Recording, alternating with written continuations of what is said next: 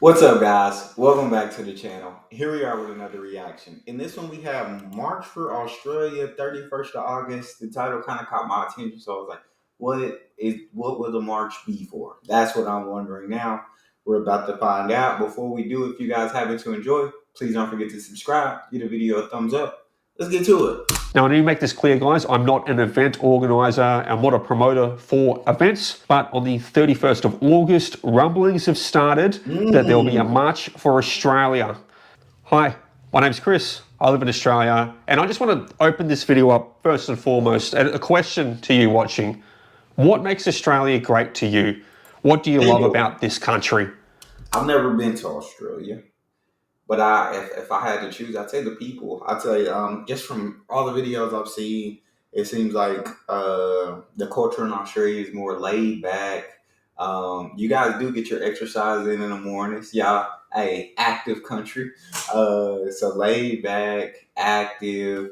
Gonna take the piss, right? Not gonna be too sensitive about things. And then, I mean, you got the sun.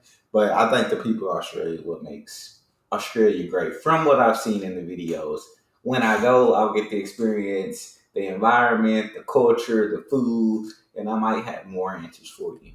Or, especially with things shifting and turning, what did you used to love about this country? What used to make Australia great?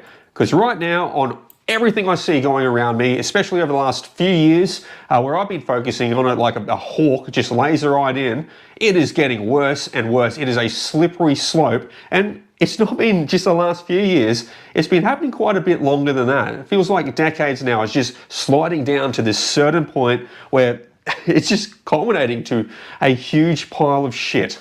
Now, on this channel, I normally talk about wealth inequality. I talk about government overspending. I talk about things the government's doing in this country that's making it harder, not just for the current people living here, but for future generations. It's just getting tougher and tougher and tougher based off government decisions and decisions being made for the country that I don't think are going in the right direction. I do feel that, and I feel like so many people, like in so many countries, like you're kind of starting to hear more and more like negativity about these countries and housing crisis and inflation and taxes, and people are starting to get upset. People are okay, but I definitely get it. My like I love the U.S., but we got a lot of issues, and it just feels like we're only adding more, but not solving any. And so I feel like we got to get it together.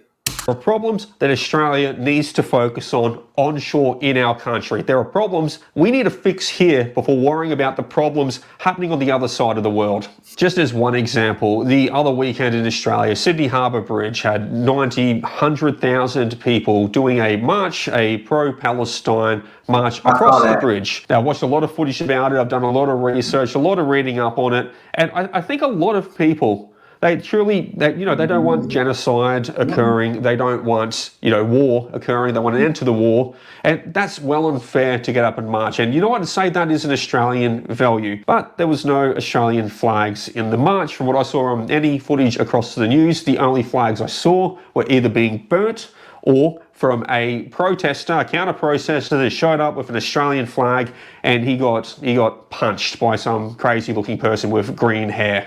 Crowd hoisting an Australian flag. As he paraded it through the circle, the mood shifted. And I think seeing what was like, y'all gotta help me out because I didn't get to see the march. I didn't get to see this, but what was like? Why was were they mad about him holding a Australia flag? Like I would understand if it was like an Israel flag, you can't to a Palestine march, but was he like saying certain stuff? But like what was it? Because like I said, I'm sure there were things going on at that rally, and there as many people at Ford, there are going to be people against what they're protesting and rallying for. So, anybody know that situation? Help me in the comment section. A lot of that stuff makes a lot of Australians angry. We don't want to see our flag being burnt, and we don't want to see someone that's holding a flag, screaming out about Australia, being attacked. We don't like to see that stuff. But that's part of the divide that's occurring. So this is problems over in the Middle East coming onto Australian shores. Australians don't want problems from the Middle East over here. We have a she'll be right attitude. We want to take it easy, okay? We don't want the conflicts of the Middle East coming onto our shore. But it's divisive and it's distracting a lot of people's attention from the problems happening in our country. We have homelessness on the rise. We have people struggling to afford to pay their rent, struggling to afford to pay their mortgage. There's a housing crisis in this country right now. Drawing out some lines in a conflict on the other side of the world in the Middle East, it's not going to make your grocery shopping any cheaper. The government's now reached $1 trillion in debt, and over the next 4 years, an extra $450 billion in debt is going on it. The government spent. I definitely know that feeling. We talking about in debt. U.S. one of the biggest debts, and I think one of the biggest debts in the world, right? But I get where he's coming from. I completely understand, right? He's saying like we got problems here at home, but everybody's so worried about problems in the Middle East that really shouldn't be our problems. But at the same time, I feel like the world we live in today is very connected. When you add social media and everything, I think when people see people suffering, no matter where they're from, they want to stand up and help. They want to stand up and fight for what's right, not just here at home, but right overseas as well. So like I all for like those who marched for Palestine, right? That's what they felt was right, and they're going to stand up for that, and I absolutely respect that. So I think you can still recognize that you have problems at home, but still want to stand up for others as well. And so I don't know. That's a difficult situation. Tell me what y'all think. Is out of control. Yet the focus is all on pro-Palestine or Israel or what the conflicts and the problems overseas. We should be focusing in on the problems in our own country first and foremost. That's why we should be looking at what can we do to contribute to Australia, to make Australia greater. The challenges that we're facing right now in the country, the economic challenges, the challenges of how your kid's going to be set up, how your grandkids going to be set up over here, what's the quality of life that you're experiencing right now to where it should be if certain things hadn't happened recently. And what's the quality of life going to be like for your kids and your grandkids in this country if we don't start to address the core issues that impact Australia now? Now, I need to make this clear, guys. I'm not an event organizer. I'm not a promoter for events. But on the 31st of August, rumblings have started that there will be a March for Australia rally in all capital cities around the country. So if you March just like to protest like housing crisis and maybe inflation and then other challenges that are going on in Australia, is just kind of just like a march to address all the issues that people are fed up with in the country. interested in something like that, maybe jump on Google, start searching March for Australia 31st August. Jump on Facebook and see what grassroots organisations are starting to form that up.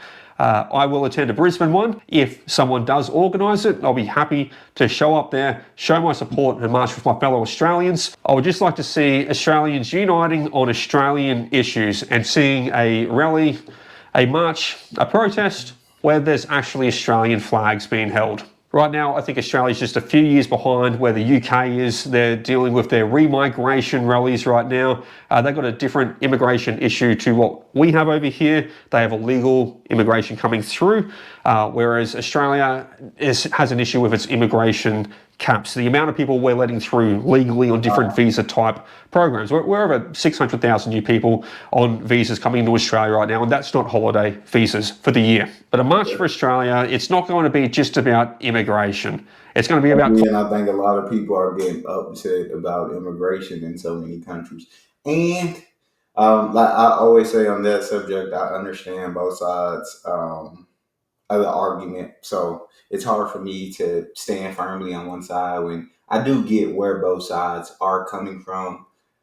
I would say like immigration, like if you're coming from a country where you don't have opportunity or you just want a better life and you want to go to another country, like I feel like I'm all for that. I just think when you go to these countries, you can keep your culture, but you have to be willing to kind of adapt to the country that you're going to, because and not expect that country to adapt to you.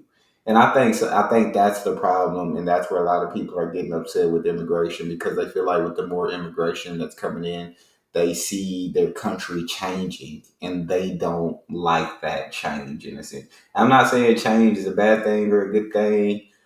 I'm in the U.S. and I feel like things are cool except for inflation. Like these prices are ridiculous. But I ain't got a problem with immigration or anything like that here. Like I said, it's a very difficult topic, because you take in too many immigrants and it starts to drain the country. Maybe a country can't sustain that many people, and so that's also something that you have to look at.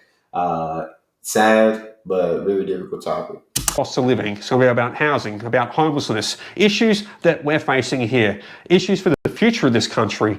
You know, how are your kids going to get through this? How are your grandkids going to get through this? We need to make a stand together. As Australians, we should be able to unite and walk together on these common issues. And don't let the divisive politics out there, don't get radicalised. Okay, don't let them radicalise you to the far left. Don't let them radicalise you to the far right. Okay, we're strong, united on a common cause. We don't need these far left, far right politics. Okay, we need to focus in on what's good for Australia, what's right for Australia. What is it to be Australian? All the left wing, all the right wing bullshit, guys. It's distracting from the core issues. So let's walk together. Let's talk about the core issues. Let's acknowledge the core issues in this country. Let's focus in on Australia's problems. But now it's time for you to leave your thoughts. What makes Australia great to you? What do you love about Australia? Or what did you used to love about Australia before things started to change? And do you think it's time that we did a march? Do you think it's time that we united together to show that we care about this country? Leave your thoughts down below, and I'll see you in the next one. Yeah, I'll talk to you in the comment section. I feel like he did make some good points. Like, when you got issues in your side of your country, you definitely want to stand up and you want to march and you want to protest for those issues in your country and not just overseas issues. I just think like you can do both. But yeah, I'm sure a lot of other people feel the same way that he does. He's just kind of fed up with some of the issues going on inside of the country. So y'all talk to me in the comment section. Let me know what you think. If you enjoyed, don't forget to subscribe, give the video a thumbs up, check out the next, and I'll see y'all next time.